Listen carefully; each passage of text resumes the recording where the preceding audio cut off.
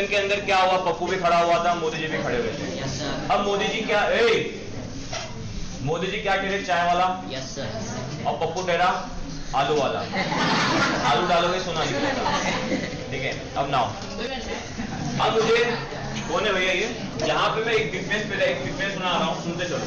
देखो इलेक्शन इधर इधर इधर हमारे कंट्री के अंदर बेसिकली दो पार्टी, एक बीजेपी और कांग्रेस। बीजेपी में आपके ठहरे चाय वाले, ठीक है, मिस्टर मोदी जी, और कांग्रेस में ठहरे आपके पप्पू, ठीक है।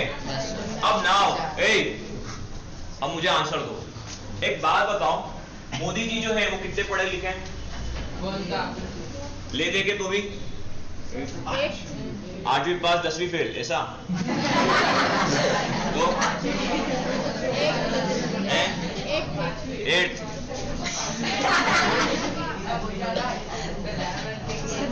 अपना स्टेटस नहीं कर। देखो मोदी जी बेसिकली 10वीं पास थे और अभी जाके उन्होंने 76 की उम्र में बीएससी पास करी है, ठीक है। तो चाय वाले आपके बेसिकली बीएससी क्या है, पास आउट है। अब ना पप्पू की बारी, ठीक है। अब पप्पू कहां तक पास आउट है मालूम है? कांग्रेस सपोर्टर कौन है भैया? यदि जो बंदा एजुकेशन के अंदर भले उसके पास हाई क्वालिफाइड डिग्री रहेगी बट वो कंट्री को चलाने में असमर्थ रहेगा, यदि हमने उसकी एजुकेशनल डिग्री के ऊपर यदि हमने उसको जज किया कि भैया ये देश के लिए हम इसको क्या करें, अपना रिप्रेजेंटेटिव बना ले, तो यार एक तरीके से गलत पॉइंट ऑफ व्यू हो जाएगा और देश किसी गलत हाथों में यदि चला गया तो देश का जो डेवलपमेंट है वो बहुत ज्यादा पीछे हो जाएगा। इसलिए हमारे देश के अंदर इलेक्शन सिस्टम लाया गया ताकि पब्लिक क्या करे, अपने मन के मुताबिक अपने रिप्रेजेंटेटिव को क्या करे, इलेक्ट करे। समझ गए? नाउ अब एक इलेक्शन का सिस्टम बेसिकली आपके बुक के अंदर, इलेक्शन की बेसिकली डेफिनेशन क्या आपकी बुक के अंदर सिर्फ इतना समझो। चलो उसके पहले एक चीज और बताता हूं। वाला कौन है? खड़े हो। वोटर्स कहते हैं, और किससे सिलेक्ट करते हैं? वो बाय वोट के थ्रू सिलेक्ट करते हैं। बाय वोट मतलब क्या? अपना मत देके, ठीक है ना। रिप्रेजेंटेटिव जानते हो ना क्या होता है? तुमसे पूछा मैंने। रिप्रेजेंटेटिव चाचा। अब इलेक्शन किस तरीके से डेमोक्रेटिक हो इसके बारे में हम क्या करेंगे, बात करेंगे, ठीक है। तुम कहां गायब थे यार, तुम तो दिख नहीं रहे हो। इससे डेमोक्रेटिक है, ठीक है ना, क्योंकि देखो इधर इलेक्शन जो होता है वो बेसिकली डिक्टेटरशिप के अंदर भी होता है और डेमोक्रेसी के अंदर भी होता है, ठीक है ना। बट किस तरीके से जो इलेक्शन डेमोक्रेसी के अंदर होता है वो किस तरीके से उसकी पहचान होती है कि भैया ये इलेक्शन जो हुआ है ये डेमोक्रेटिक वे में हुआ है, तो उसी के बारे में हम क्या करेंगे, बात करेंगे, ठीक है ना। अब डिक्टेटरशिप के अंदर इलेक्शन किस तरीके से होता है, like in the sense Saudi Arabia के अंदर भी क्या होता है, एक तरीके से इलेक्शन होता है, बट वहां पे जो हेड ऑफ द कंट्री वो बेसिकली एक तरीके से रॉयल फैमिली से क्या आता है, बिलोंग करता है। वहां पे जो हेड ऑफ द पोजीशन है वो बेसिकली किसके पास रहता है, रॉयल फैमिली के पास रहता है। सेकंड एग्जांपल डिक्टेटरशिप के अंदर देखोगे तो चाइना के अंदर जो हेड पोजीशन है वो किसकी है, प्रेसिडेंट की है। प्रेसिडेंट पे कौन बैठा है, शी जिनपिंग की पोजीशन जो है उसके ऊपर कभी इलेक्शन नहीं होता है, बट उससे नीचे जो भी रहता है उसके ऊपर क्या होता है, इलेक्शन होता है। तो वहां की जो इलेक्शन होती है वो बेसिकली डिक्टेटरशिप इलेक्शन कहलाती है, और जो हमारी कंट्री के अंदर इलेक्शन होती है उसको डेमोक्रेटिक इलेक्शन बोलते हैं। बट किस तरीके से डेमोक्रेटिक इलेक्शन डिक्टेटरशिप इलेक्शन से डिफरेंट है, हमको इसके बारे में क्या करना है, जानना है। तो पहला पॉइंट क्या है, first everyone should be able to choose, this means that everyone should have one vote and every vote should have equal value. Now इधर सुनो, वन वोट वन वैल्यू। अब इसका मतलब इलेक्शन सिस्टम के अंदर क्या है, देखो फ्रांस रिवॉल्यूशन का जब चैप्टर हमने देखा था तो उस चैप्टर के अंदर हमने देखा था कि 3 स्टेट्स बने थे, first state, second state, third state. अब फर्स्ट स्टेट के अंदर कितने लोग थे, बेसिकली मुश्किल से 80 थे। सेकंड स्टेट के अंदर बेसिकली कितने थे, 200 थे।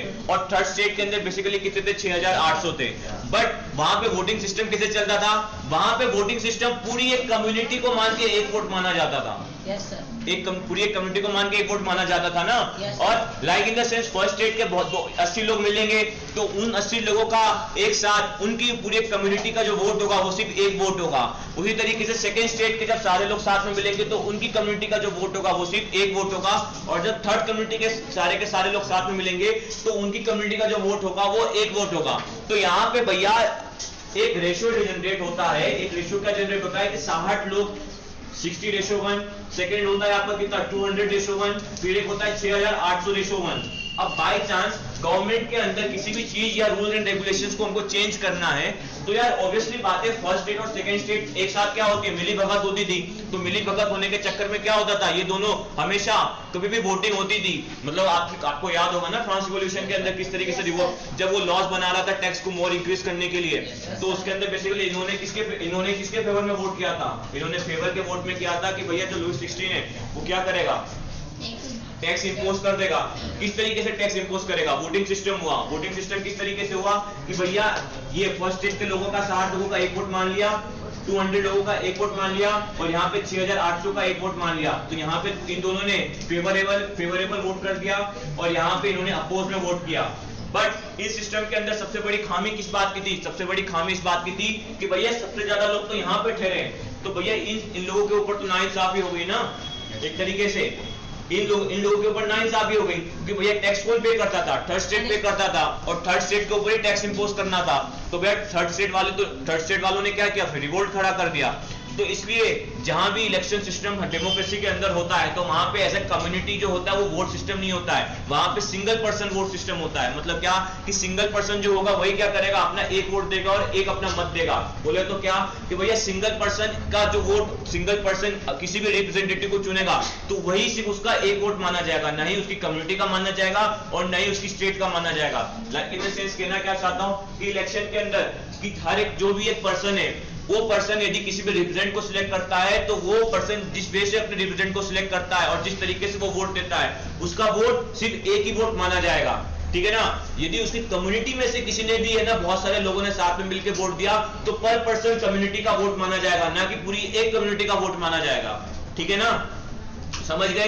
तो डेमोक्रेसी वे में इलेक्शन जो प्रोसेस है वो किस तरीके से डेमोक्रेटिक है, इसकी सबसे पहली पहचान क्या है कि भैया 1 वोट एंड 1 इक्वल सिस्टम है। मतलब क्या कि एक वोट रहेगा और उसकी वैल्यू भी क्या रहेगी, एक रहेगी, नहीं इसके बदले मतलब क्या कि डेमोक्रेसी जो इलेक्शन सिस्टम है जो डेमोक्रेसी के अंदर है उसके अंदर एक वोट रहेगा और उसकी वैल्यू एक ही रहेगी। ठीक है ना कि एक कम्युनिटी रहेगी और उसकी वैल्यू 1 रहेगी। समझ रहे हो, रेशो समझ रहे हो ना।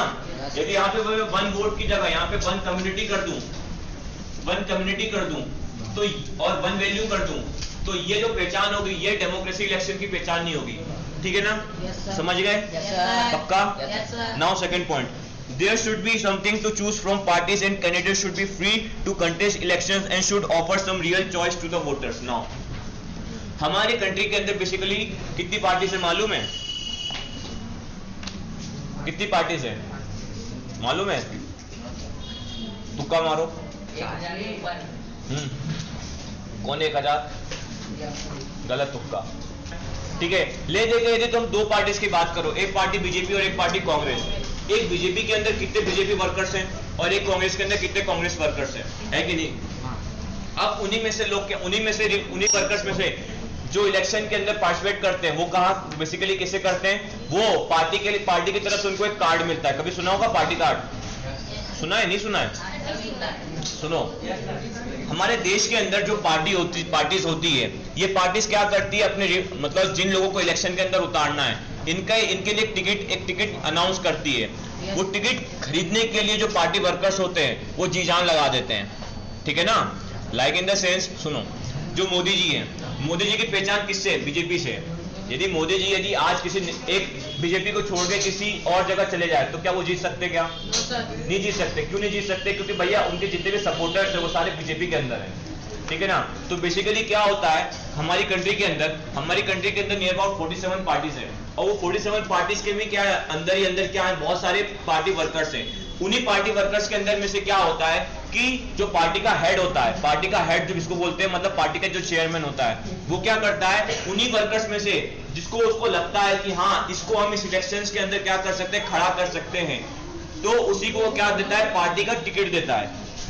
पार्टी टिकट समझते हो ना, उसको अलाउ करता है कि हाँ तुम जाके क्या करो, पार्टी के अंदर, पार्टी मतलब इलेक्शन के अंदर पार्टी को क्या करो, रिप्रेजेंट करो, और तुम क्या करो, इलेक्शन के अंदर पार्टिसिपेट करो। किस तरीके से, एग्जांपल सुनो, लाइक इन द सेंस एक इंटर स्कूल क्या होता है, वॉलीबॉल कंपटीशन होता है, ठीक है। सपोज इंटर स्कूल एक वॉलीबॉल हटाओ, इंटर स्कूल चेस कंपटीशन होता है, इंटर स्कूल चेस कंपटीशन होता है।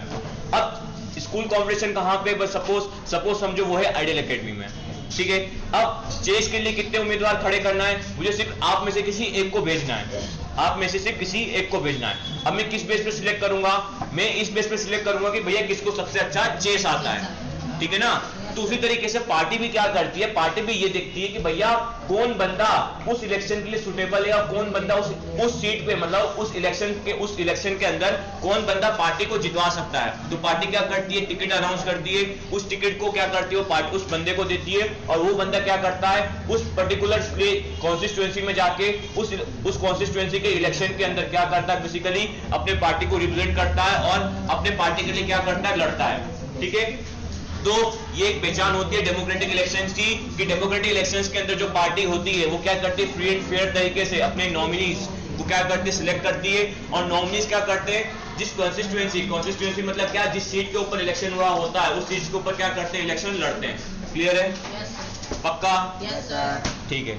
Now the choice should be offered at regular intervals, election must be held regularly after every 3 years। कहना क्या चाहता है इस पॉइंट कि भैया देखो कि सपोज यदि कोई रिप्रेजेंटेटिव जो है वो क्या हो गया, जीत गया, और वो क्या बन गया, गवर्नमेंट के अंदर एक रिप्रेजेंटेटिव बन गया, तो वो फिक्स टाइम के लिए हमेशा के लिए नहीं बन सकता। क्यों नहीं बन सकता? क्योंकि भैया हर बंदे के अंदर एक ईगो होती है। यदि वो हमेशा के लिए बन गया तो अपने फायदे के लिए काम करेगा, पब्लिक के लिए फायदे के लिए काम नहीं करेगा। तो इसलिए इलेक्शन सिस्टम के अंदर, डेमोक्रेटिक वे इलेक्शन सिस्टम के अंदर क्या होता है कि हर एक रेगुलर इंटरवल ऑफ टाइम के बाद क्या होता है, रिप्रेजेंटेटिव का वापस से इलेक्शन होता है, और जब रिप्रेजेंटेटिव का वापस से इलेक्शन होता है तो वापस से क्या होता है, उसको अपने जो भी उसने काम किए होते हैं उसको पब्लिक को बताने पड़ते हैं, और पब्लिक क्या करती है, उन्हीं के आधार पर क्या करती है, वो सिलेक्ट करती है कि रिप्रेजेंटेटिव को वापस से गवर्नमेंट की पोजीशन में भेजना चाहिए, या फिर किसी दूसरे रिप्रेजेंटेटिव को क्या करना चाहिए, भेजना चाहिए।